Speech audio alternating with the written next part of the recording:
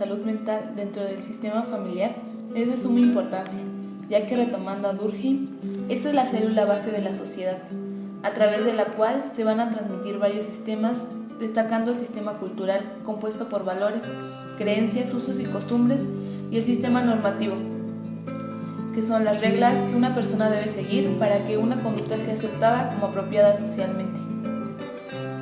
La familia tiene varias funciones. Raimundo Macías proporciona las siguientes funciones al sistema familiar. Provee satisfacción a las necesidades biológicas de subsistencia, constituye la matriz emocional de las relaciones afectivas e interpersonales, facilita el desarrollo de la identidad individual ligada a la identidad familiar y provee los primeros modelos de identificación psicosexual. También considera que la familia es un grupo de dos o más personas de adscripción natural de seres humanos, con o sin lazos de consanguinidad, de pertenencia primaria al menos para uno, y convivencia, generalmente bajo el mismo techo, que comparten la escasez o abundancia de sus recursos de subsistencia y servicios, y que al menos en alguna etapa de su ciclo vital incluye dos o más generaciones. El ciclo vital de la familia, según Raimundo Macías, consiste en las siguientes etapas.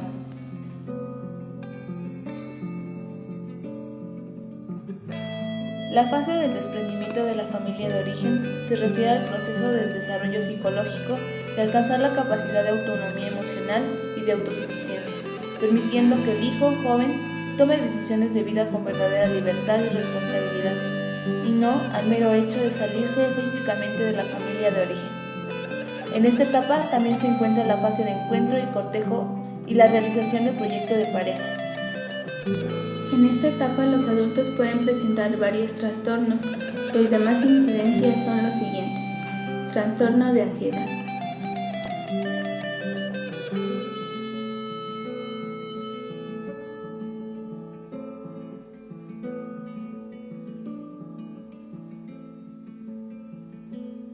Trastornos del estado de ánimo.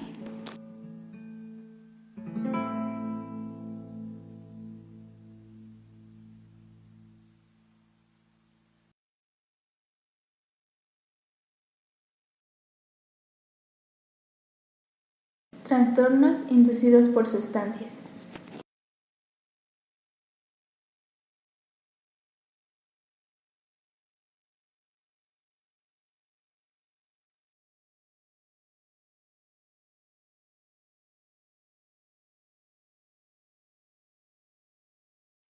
Trastornos del sueño.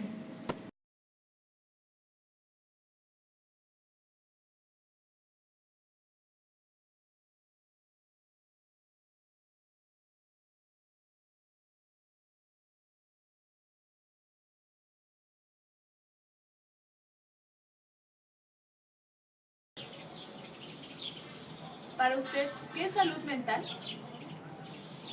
La salud mental es una especialidad dentro de la psicología que se encarga de atender todo tipo de alteración en la conducta emocional.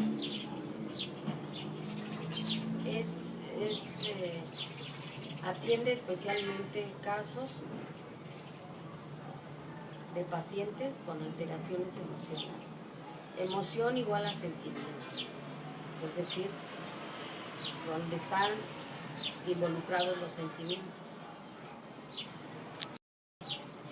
¿Qué método y o metodología utiliza para la intervención con familias? Es el modelo sistémico breve. ¿En qué se basa? En considerar a la familia como un sistema, compuesto a su vez por subsistemas, diferentes subsistemas.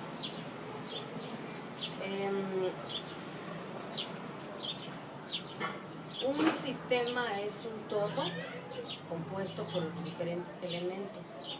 Consideramos que cuando un elemento es disfuncional,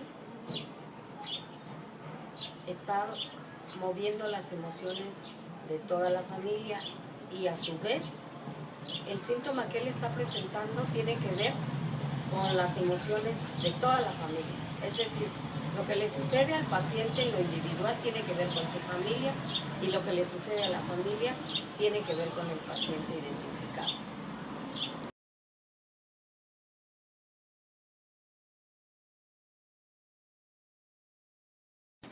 Esta fase está marcada por el matrimonio, integración inicial, decisión de ser familia, advenimiento de los hijos y nuevos roles, donde pueden aparecer varios trastornos, principalmente en los niños, afectando el funcionamiento de la familia y el desarrollo de los niños en diversos ámbitos. Para un desarrollo pleno e integral, físico, intelectual y afectivo, en México es necesaria la creación de actividades orientadas a la educación, el deporte y la cultura.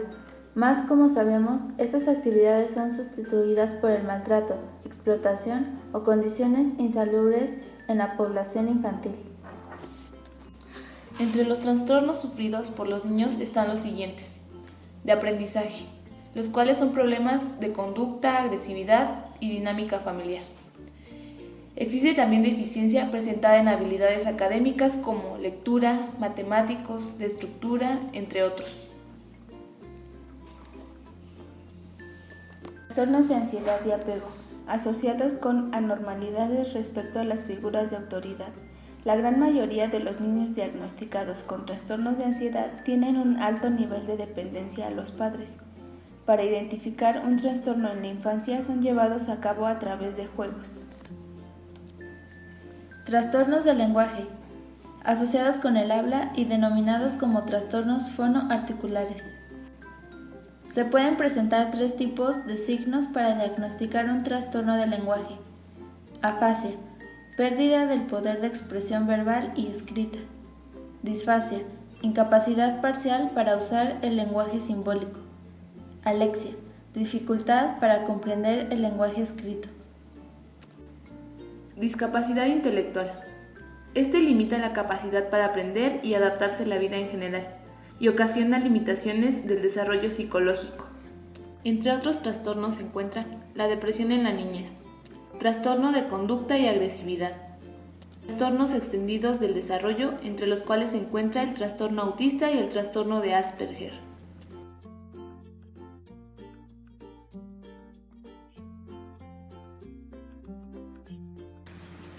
Para usted, ¿qué es salud mental? La salud mental viene a enfocar todo lo que es la parte cognitiva y conductual del niño. Estamos hablando, si nos enfocamos a niños de preescolar, desde los 0 hasta los 8 o 7 añitos de edad. ¿Qué metodología o modelo de intervención utiliza para incidir en la salud mental? Nosotros utilizamos mucho el constructivismo, donde permitimos al niño que explore, que indague, y ahí nos vamos dando cuenta nosotros si hay alguna afectación emocional, si es genético o si es conductual. Y ahí nos podemos enfocar en qué tratamiento o qué ayuda le podemos dar al niño. ¿Cuáles son las principales enfermedades o trastornos de salud mental que atienden en la institución que trabaja? Aquí donde nosotros trabajamos atendemos trastornos de hiperactividad, trastorno del autismo, el Asperger, el William, y ahorita estamos muy enfocados en ver a los niños con trastornos de depresión por bullying o por exceso de... Ahorita estamos en una investigación donde estamos viendo que los niños que no pasan el mayor tiempo con sus padres de familia, sino que están más tiempo en las escuelas, les está perjudicando tanto en trastornos de conducta, emocionales, y esto nos arroja hacia una obesidad o hacia la depresión. ¿Se presentan más frecuentemente en los niños? El trastorno de depresión, el trastorno de sueño, viene también a afectar a los niños en esta época. ¿Por qué? Porque les invaden mucho ahora la tecnología, están más pegados a la tele, al iPad, a la computadora, no descansan, no tienen esas actividades deportivas que antes hacían que el niño rindiera más en lo escolar, sino que ahora todo es en la carga del cerebro con imágenes, con comerciales, con todo lo electrónico. entonces también está afectando en trastorno del sueño, trastorno conductual, trastorno emocional, en la obesidad y trastornos también de conducta. ¿Qué problemas sociales inciden mayormente en la salud mental y en su sistema familiar? Yo creo que hablando en la época actual, mucho la falta de atención de los padres de familia, los divorcios, el maltrato o abuso infantil y en la depresión. Ahorita se están manejando muchos números altos en niños de preescolar que les está afectando la depresión.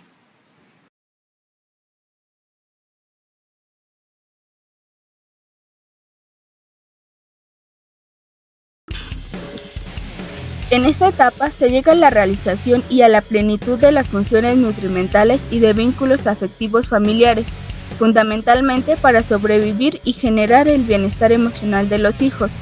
Esta etapa se conforma por la época preescolar, la fase de elección de escuela, la pubertad y la adolescencia, en donde las funciones psicosociales de la familia llegan a tener mayor relevancia, pues es entonces que constituye la casi totalidad del mundo interaccional de los hijos.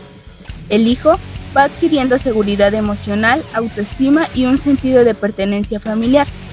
Aquí los modelos de comportamiento que ofrecen los padres son de extraordinaria importancia.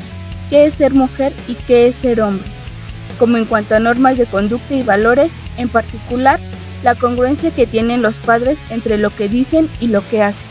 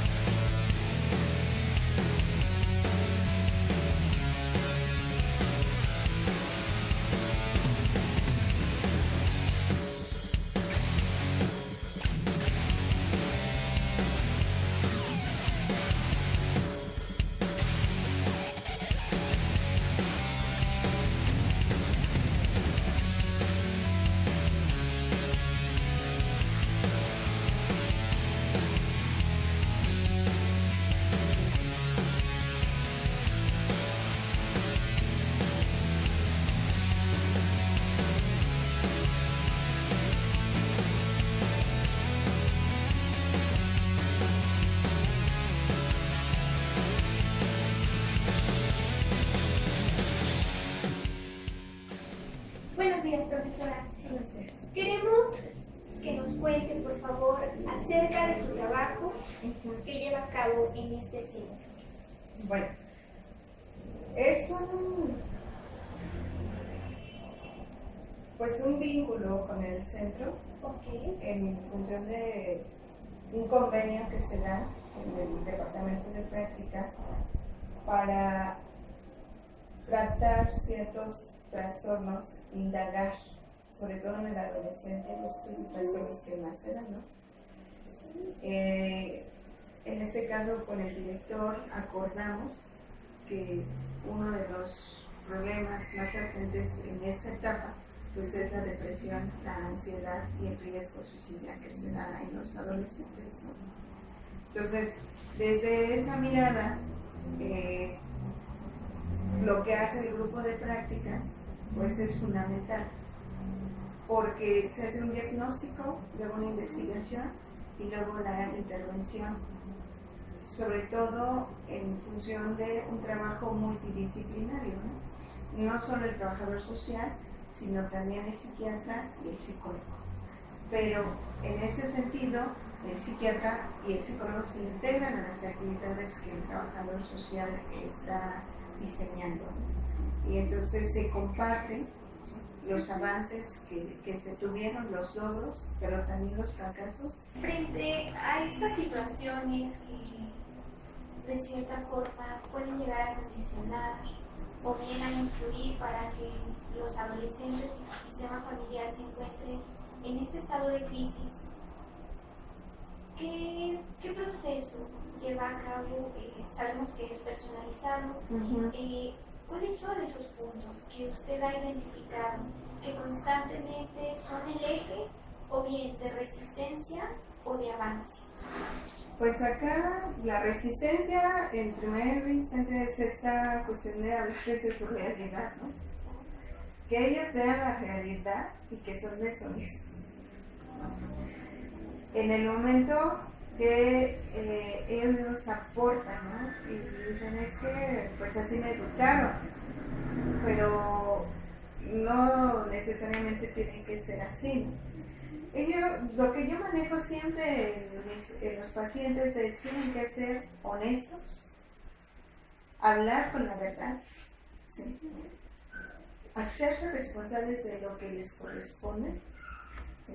Y asumir y tomar decisiones cuando sea necesario.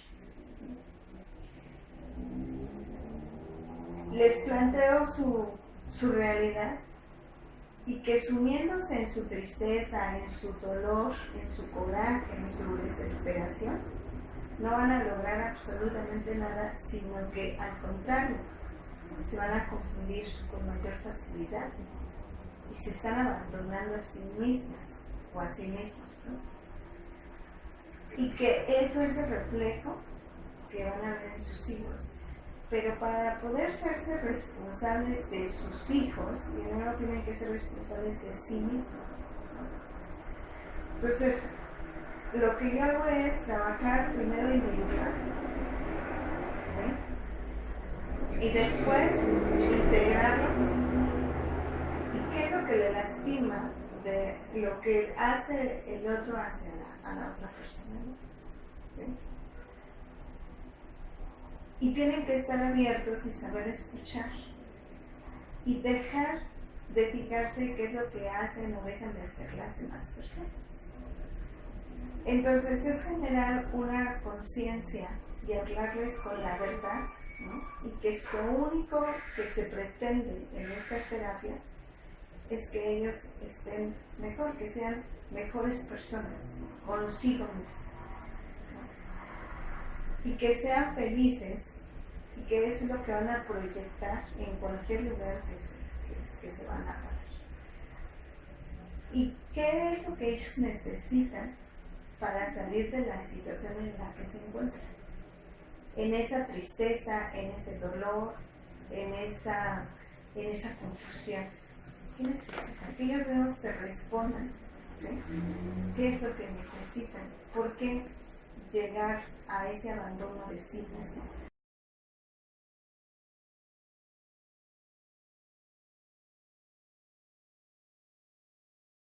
Inicia con el desprendimiento de los hijos jóvenes, el nido vacío y el reencuentro de la pareja principal. Las nuevas familias, nuevos roles, vejez y muerte, terminando con la disolución de la familia nuclear, en la cual los adultos mayores pueden presentar trastornos dificultando su vida en familia o pareja, ya que esta es mayormente la etapa de pérdidas de hijos, de seres queridos por muerte e incluso del cónyuge. El envejecimiento depende de dos cosas. Uno es el deterioro biológico normal e inevitable, y el otro es la calidad y estilo de vida que se tuvo en los años previos. Todo va a influir de cómo se haya vivido, por accidentes, enfermedades, etc. En esta etapa, el cuerpo cambia en muchas formas, de manera involutiva hasta llegar a la muerte. Hay déficit de los sentidos, músculos y huesos. Con esto se explica la disminución del peso, fuerza y resistencia. Los sentidos pierden eficiencia y sobre todo el oído. Por eso, muchos ancianos se aíslan y mantienen suspicacia. Entre las enfermedades o trastornos que viven los ancianos están demencia.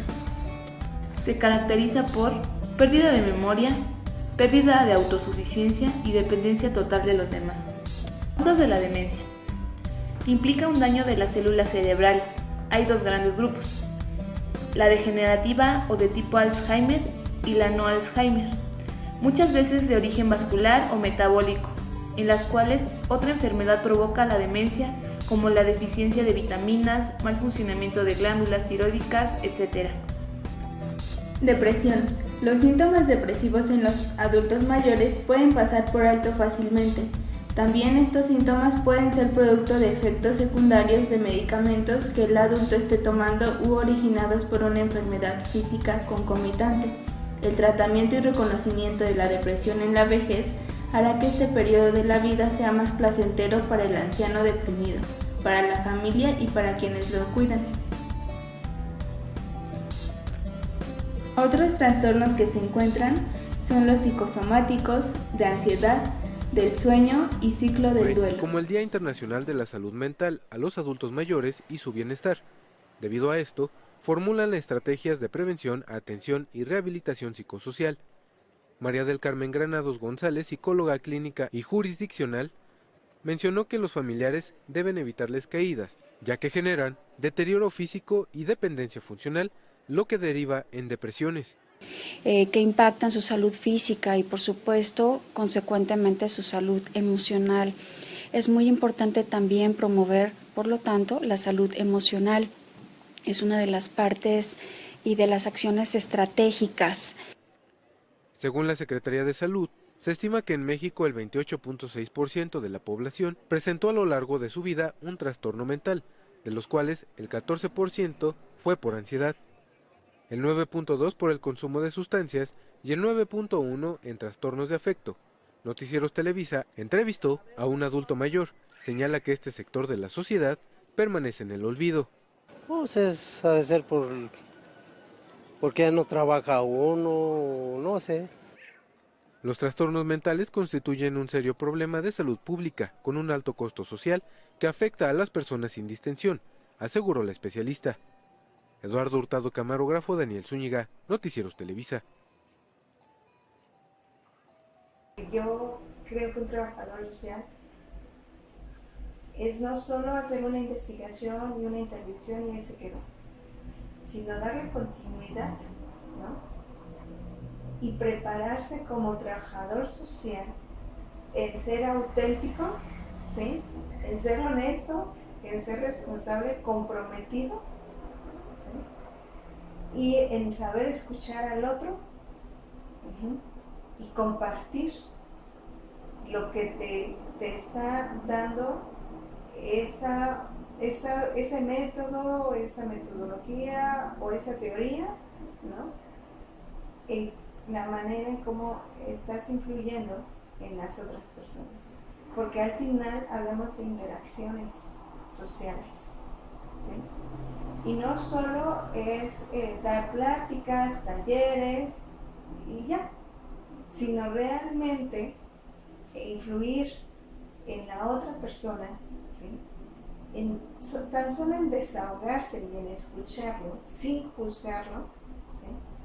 Ya estás dando una apertura, ¿sí? y un avance. Ahora, en trabajo social siempre lo han mencionado en el sentido de decir, es que se va más a lo psicológico, cuando van de la mano.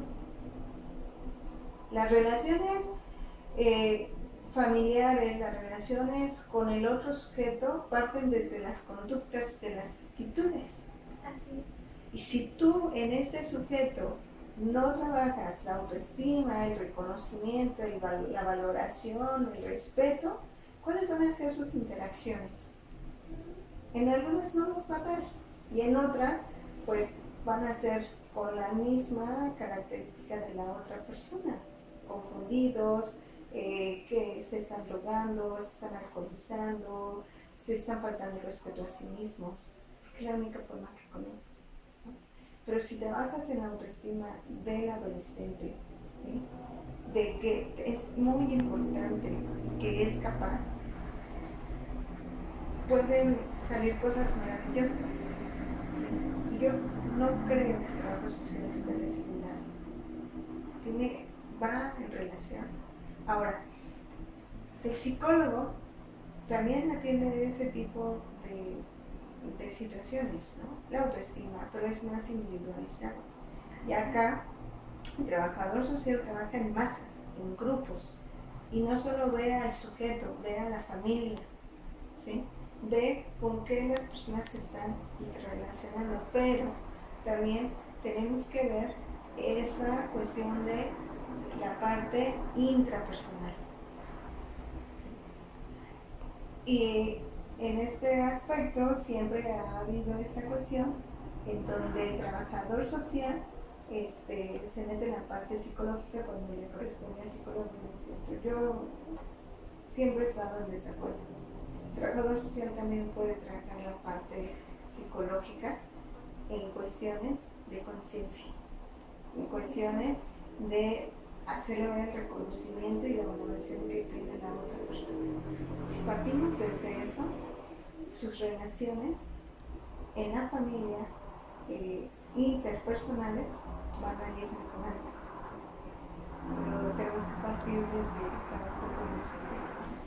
El trabajador social tiene también esa capacidad, no solo de hacer familiogramas, estudios socioeconómicos, sino que tiene la habilidad de canalizar, de identificar, de evaluar, de intervenir y de dar respuesta a este sujeto.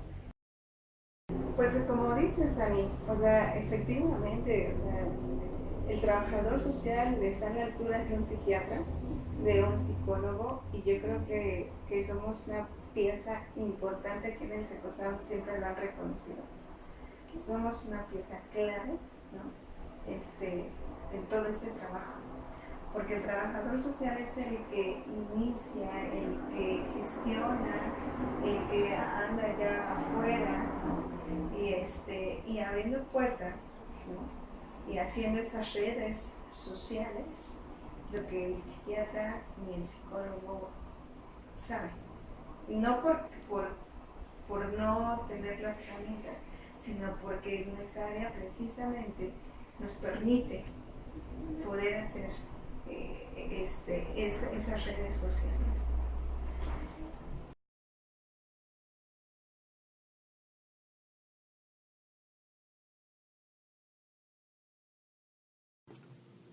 Con base en el Plan de Acción sobre Salud Mental 2013-2020 de la OMS, los lineamientos para un programa serían los siguientes.